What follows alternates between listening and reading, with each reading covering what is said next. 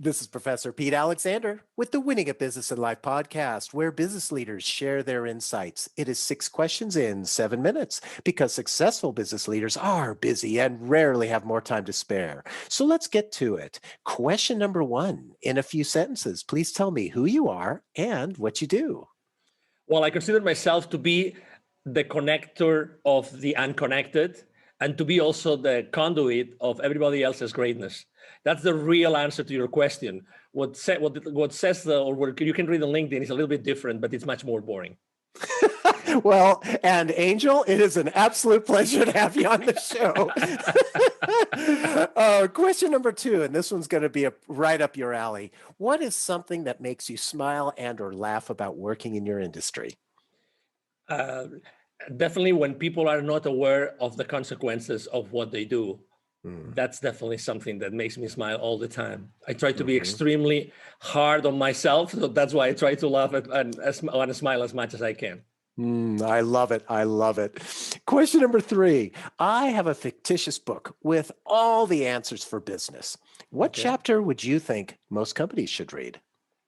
Well, it would probably be chapter number 13, because it's that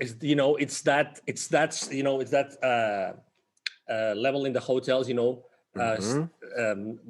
excuse me, I had the lapsus right now. So what I'm trying to say is that there's always a chapter that nobody wants to read. When you're trying to go to a specific floor and the hotels don't have the floor number 13, right? It'll be definitely number 13. And that one is definitely the one that talks about being humble enough to be the right leader for your team.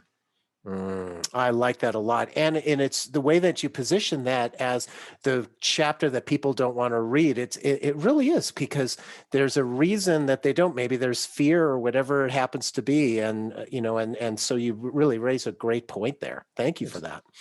Absolutely. Question number 4, other than the generic work harder, have a great attitude, and care for customers, what advice or insight would you give to other business leaders? Well, that's my mantra. So it's going to be an easy one. It's take imperfect action now.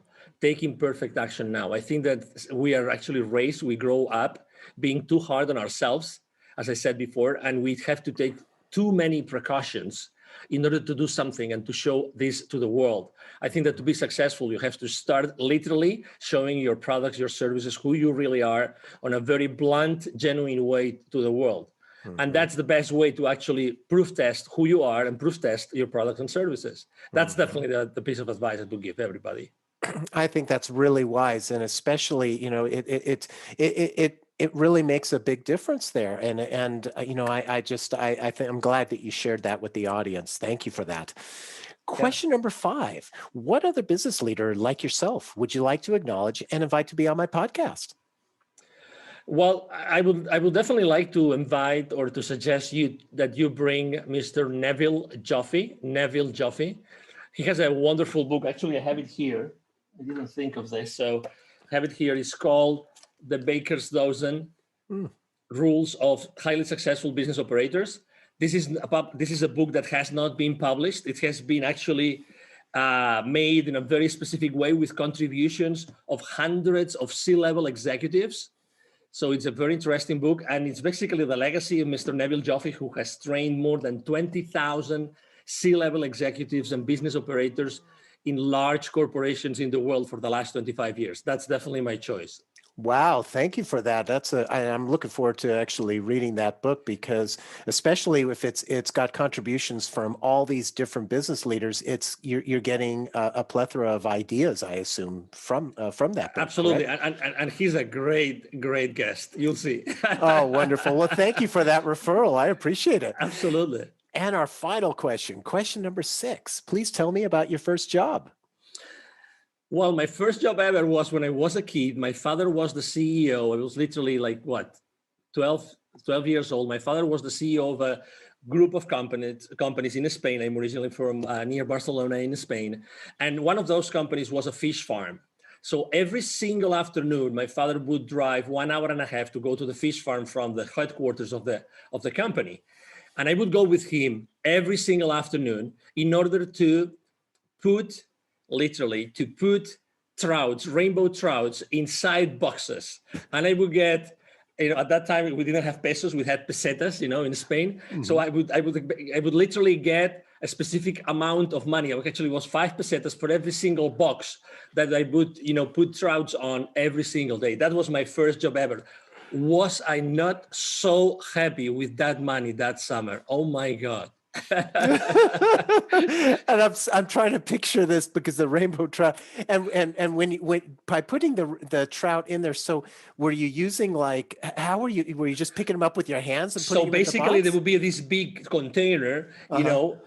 dumping all those trouts, already dead trouts, onto this big, massive,